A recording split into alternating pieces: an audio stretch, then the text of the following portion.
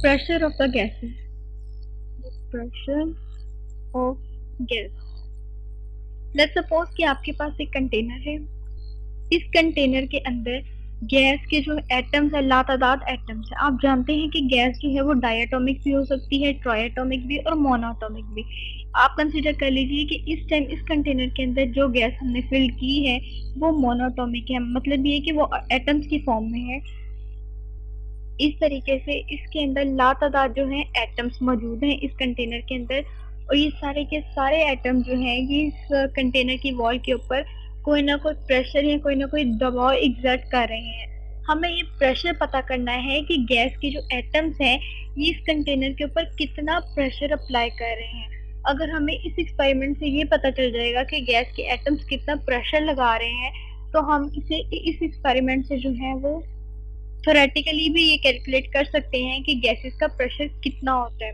यहाँ पर गैस के लातादाद एटम्स हैं, लेकिन अगर हम सिर्फ एक ही एटम की मोशन को कंसीडर करें इस तरीके से कि सपोज कर लीजिए कि ये आपके पास कंटेनर है और इस कंटेनर के अंदर अब सिर्फ ये एक हमारे पास कंटेनर है इस तरीके से, और इस कंटेनर के अंदर अब सिर्फ हम लोगों ने गैस का एक एटम ही रखा है ताकि हम उसकी मोशन को देख सकें, उसके लगने वाले प्रेशर को देख सकें।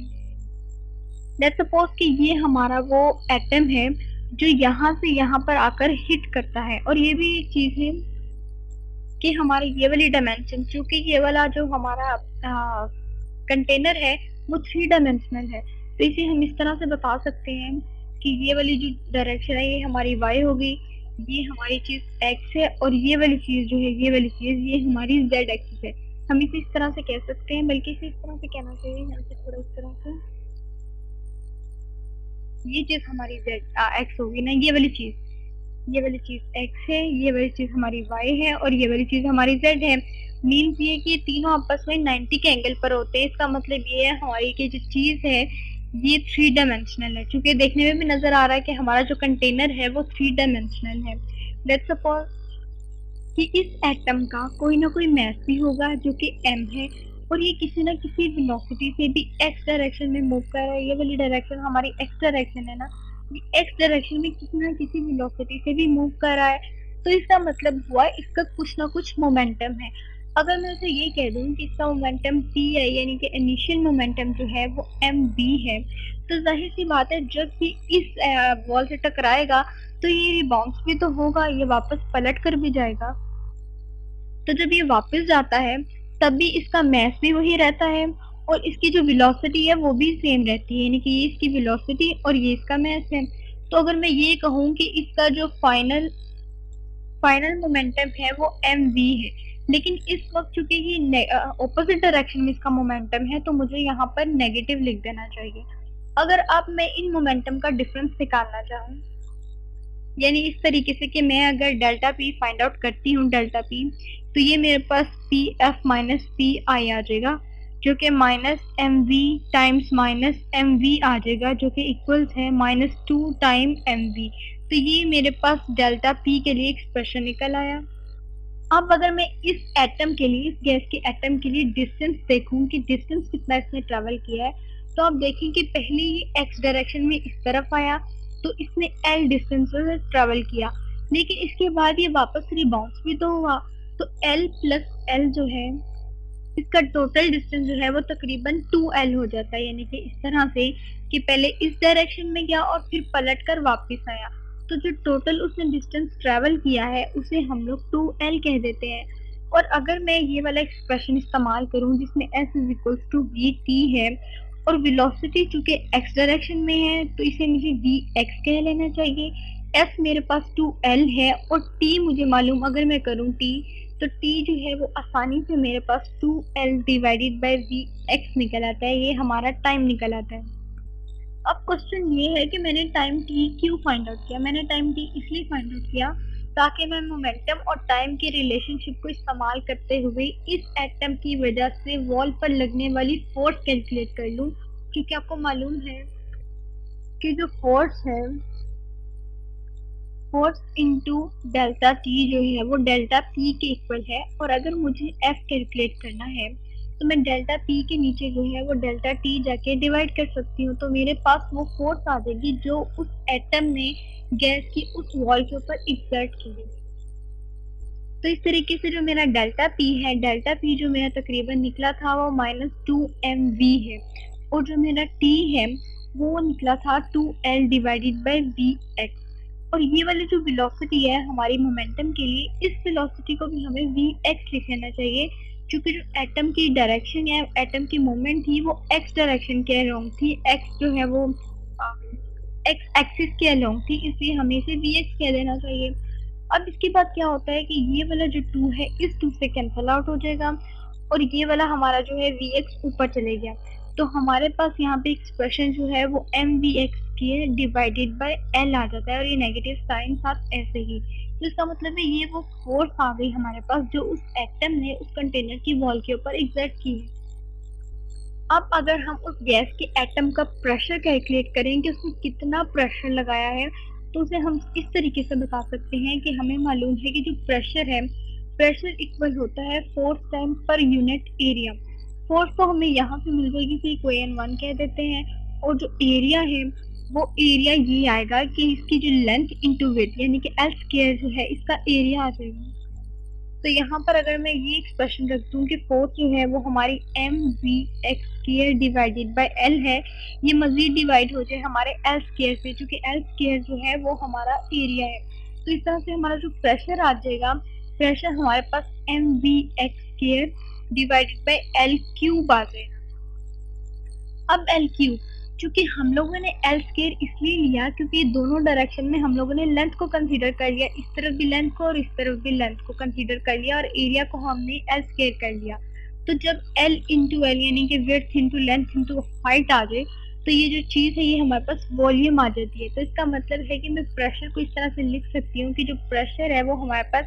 एम वी एक्स का स्क्वायर डिवाइडेड बाय वॉल्यूम के इक्वल है। अब तीन चीजें हो सकती हैं, या तो हमारा जो एटम है वो इस कंटेनर के अंदर, जैसे कि ये हमारा कंटेनर है, इस कंटेनर के अंदर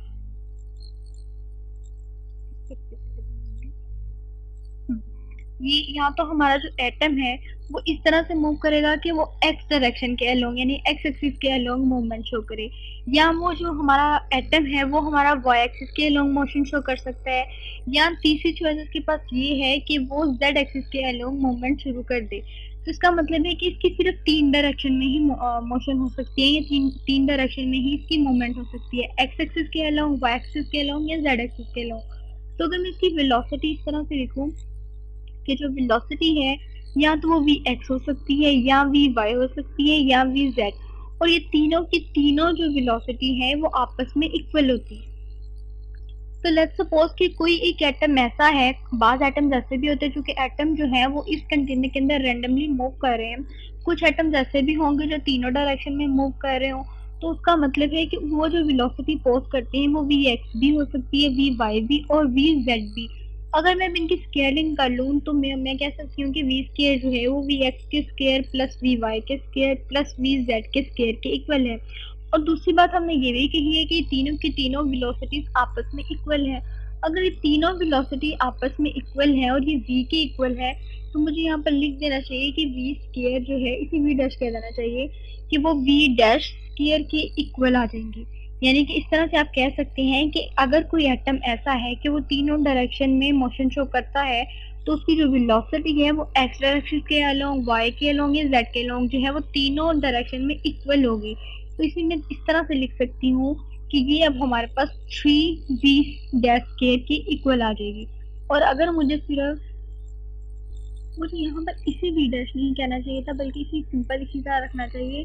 इस तरीके से। तो ये जो है अब हमारी जो वेलोसिटी है ये हमारी न्यू वेलोसिटी होगी, कि हम लोगों ने वेलोसिटी के लिए जो एक्सप्रेशन फाइंड आउट किया है, हम ये बताना चाह रहे हैं कि जो वेलोसिटी है वो 3v स्क्वायर के इक्वल आ जाती है, यानी कि तीनों डायमेंशन में एटम के मोशन के लिए जो वेलोसिटी होगी वो 3v स्क्वायर होगी। तो अगर ये चीज को मैं यहाँ पर पुट कर लूँ तो मेरे पास जो प्रेशर का एक्सप्रेशन है वो कुछ इस तरीके से आ जाएगा। लेकिन जैसे कि हम लोगों ने यहाँ पे पहले किया था कि v डैश, यानी कि एक सेकेंड हमें इस तरह से करना चाहिए इसे इस तरह से बताना चाहिए कि अब जो हमारी नई वेलोसिटी है यानी कि v स्क्वायर, इन दोनों में डिफरेंशिएट करने के लिए हमें इस तरह से कर लेना चाहिए कि अब ये जो v स्क्वायर है ये पुरानी वेलोसिटी के 1/3 v स्क्वायर के इक्वल आ जाएगी। इस तरीके से वेलोसिटी उसकी इक्वल आ जाएगी। तो अब ये v स्क्वायर की वेलोसिटी यानी कि इसे कह देती हूँ vx है। ये चीज जो है ये हमारी vx है, ये वाली चीज है vx है, ये vx है क्योंकि ये भी vx के इक्वल है, ये भी vx के इक्वल है और ये भी vx के इक्वल है। ये सारी की सारी वेलोसिटीज आपस में जो है वो vx के इक्वल है। तो अगर मुझे vx के लिए एक्सप्रेशन निकालना है तो मुझे यहाँ पर 1/3 vx, ये सारी की सारी वेलोसिटी यानी कि x डायरेक्शन के अलोंग जो वेलोसिटी है वो भी vx है, y के अलोंग vy और z के अलोंग vz है। ये सारी की सारी वेलोसिटी जो है वो vx की इक्वल हो सकती है, यानी कि उतनी ही वेलोसिटी हो सकती है जितनी कि x डायरेक्शन में है। यानी कि अगर किसी एटम की जो है वो वेलोसिटी x एक्सिस के अलोंग है और अगर किसी की y के अलोंग है तो इन दोनों की वेलोसिटीज बराबर है जो कि vx के इक्वल है। तो इस तरह से ये जो सारी की सारी वेलोसिटी है ये vx के इक्वल है जो सिंपली v स्क्वायर के इक्वल है। तो अगर मुझे vx का एक्सप्रेशन निकालना हो, यहाँ पर vx लिखना चाहिए था, vx का एक्सप्रेशन निकालना हो तो ये 1/3 v स्क्वायर के इक्वल आ जाएगा। अब इस चीज को इक्वेशन b को अगर मैं इस इक्वेशन a में पुट कर लूँ तो मेरे पास प्रेशर के लिए जो एक्सप्रेशन आ जाएगा वो इस तरह से आएगा कि P is equal to minus M V, यहाँ पर हमारे पास vx का स्क्वायर था और यहाँ पर वॉल्यूम।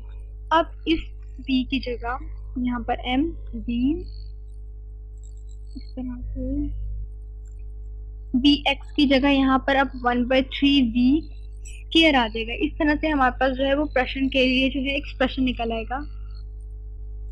अब ये हमारे पास अगर हम नेगेटिव साइन को जो है वो इग्नोर करें, इसे हम लोग इग्नोर कर देते हैं नेगेटिव साइन को, तो हमारे पास जो प्रेशर है उसके लिए expression m divided by v 1/3 यहाँ पर v स्क्वायर। और आपको मालूम है कि जो डेंसिटी है वो मास पर यूनिट वॉल्यूम होता है। तो अगर मैं इस जगह पर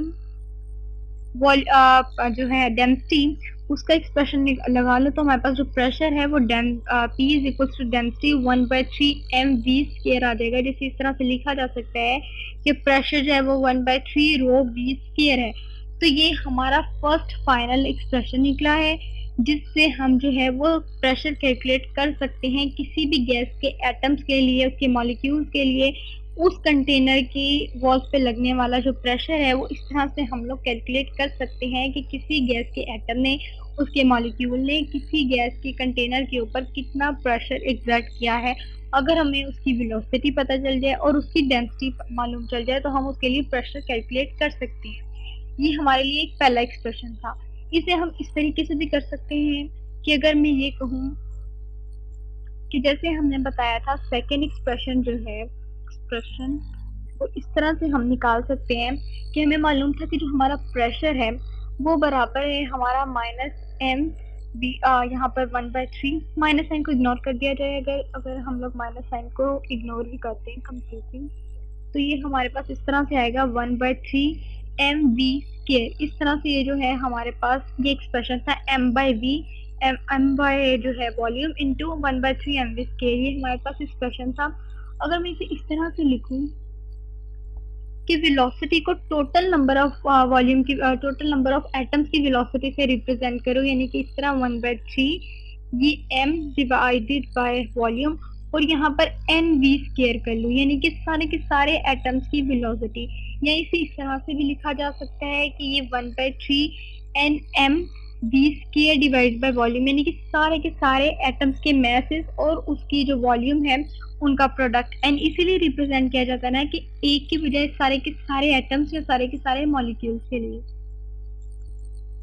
अब अगर इसे इस तरह से लिख लिया जाए कि P इज इक्वल टू 1/3 इसी तरह से, और अगर आपको मालूम है कि किसी एक इक्वेशन में आप किसी एक चीज से मल्टीप्लाई करें और उसी चीज से अगर आप डिवाइड भी करें तब आपकी इक्वेशन में कोई फर्क नहीं पड़ता। तो वही काम हम यहाँ पर भी करते हैं, लेकिन उस काम को करने से पहले थोड़ी सी एडिशन इस तरह से कर लेते हैं, एडिशन ही बल्कि रीअरेंजमेंट इस तरह से कर लेते हैं कि n डिवाइड बाय वॉल्यूम एक साइड पे कर लेते हैं और m इंटू वी स्क्वायर एक साइड पर कर लेते हैं।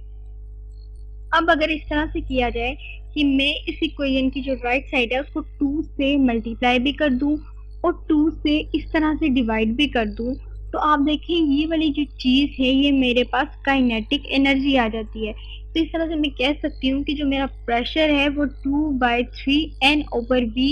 इंटू काइनेटिक एनर्जी के इक्वल आ जाता है। ये हमारे पास जो है ये सेकंड एक्सप्रेशन आ जाता है गैस के एटम्स या उसके मॉलिक्यूल्स के लिए, ये पता लगाने के लिए कि वो कितना प्रेशर एग्जर्ट कर रहे हैं। यानी कि गैस के प्रेशर के लिए ये सेकंड एक्सप्रेशन हमारे पास आ जाता है कि हम किस तरह से गैस का लगने वाला प्रेशर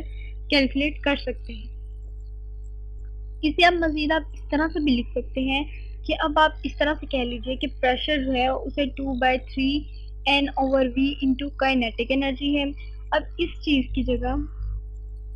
इस वाली चीज की जगह N/V की जगह यानी कि नंबर ऑफ एटम्स या मॉलिक्यूल्स पर यूनिट एरिया को हम लोग NO लिख सकते हैं। तो यहाँ पर जो प्रेशर आ जाएगा वो 2/3 NO इंटू काइनेटिक एनर्जी आ जाएगा। अगर इस पूरे के पूरे एक्सप्रेशन को मैं कांस्टेंट लेट कर लूँ, ये सपोज कर लूँ कि ये चीज कांस्टेंट है, तो हमें मालूम है कि हमारा जो प्रेशर है वो डायरेक्टली रिलेटेड आ जाएगा हमारी काइनेटिक एनर्जी से। इस तरह से ये हमारे पास तीसरा एक्सप्रेशन निकल आएगा ये बताने के लिए कि किसी भी गैस का जो प्रेशर है वो इसकी काइनेटिक एनर्जी के डायरेक्टली प्रोपोर्शन है। और जो काइनेटिक एनर्जी होती है वो एटम्स की मोशन की वजह से ही होती है। मींस कि अगर एटम मोशन कर रहे हैं तो ही वो काइनेटिक एनर्जी पोज करेंगे, और उनकी मोशन की वजह से वो रैंडमली मूव कर रहे हैं और उनके मूवमेंट की वजह से जो है वो जो है गैस का कंटेनर है उसके ऊपर प्रेशर एग्जर्ट होता है। तो हम कह सकते हैं कि जो हमारा प्रेशर है वो हमेशा डायरेक्टली रिलेटेड है काइनेटिक एनर्जी ऑफ एटम्स या मॉलिक्यूल जो भी हम लोगों ने गैस ली है, डाइएटॉमिक, ट्राइएटॉमिक या मोनोएटॉमिक, जो भी हम लोगों ने गैसेस ली हैं उसके हिसाब से। यानी कि अब हमारे पास 3 एक्सप्रेशन हो गए। अगर तो हमारे पास काइनेटिक एनर्जी मालूम हो तो काइनेटिक एनर्जी जो है वो हमेशा डायरेक्टली रिलेटेड होगी हमारे प्रेशर से। ये पहला एक्सप्रेशन हो गया। दूसरा एक्सप्रेशन ये है कि अगर हमारे पास नंबर ऑफ एटम्स या number of molecules per unit volume है और काइनेटिक एनर्जी भी है तो इस तरीके से भी हम प्रेशर निकाल सकते हैं। ये वाला भी एक हमारा एक्सप्रेशन निकल आया। और अगर हमारे पास डेंसिटी है और एटम्स या मॉलिक्यूल्स की वेलोसिटी है तो इस रिलेशनशिप को इस्तेमाल करते हुए भी हम गैसेस के लिए प्रेशर इजीली फाइंड आउट कर सकते हैं कि गैसेस ने कितना प्रेशर एग्जर्ट किया है या गैसेस का जो प्रेशर है वो किस तरीके से निकाला जा सकता है। तो ये गैसेस के बारे में था कि गैसेस किस तरह से प्रेशर एग्जर्ट करती हैं और इनका प्रेशर किस तरीके से कैलकुलेट किया जा सकता है।